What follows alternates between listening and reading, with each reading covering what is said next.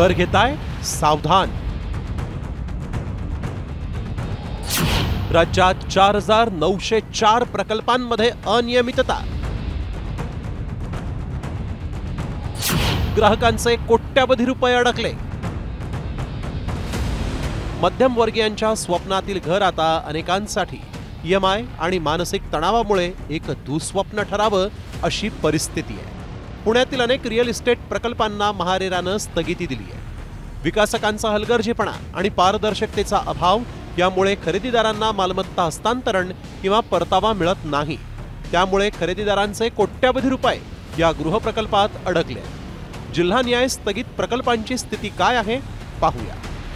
पुणे 1244, ठाणे 548, रायगड 473, मुंबई उपनगर 441, नाशिक 250, नागपूर 247।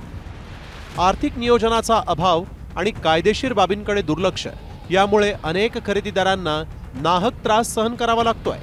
महारेरानं आत्ता जरी कठोर पावलं उचलली असली तरी ग्राहकांना तत्काळ दिलासा मिळणं गरजेचं आहे। तसंच गुंतवलेली रक्कम परत मिळण्यासाठी आणि प्रकल्प पूर्ण करण्यासाठी ठोस उपाययोजना करायलाच हव्यात, अन्यथा स्वप्नातील घर हे स्वप्नच राहील। ब्युरो रिपोर्ट, साम टीव्ही न्यूज।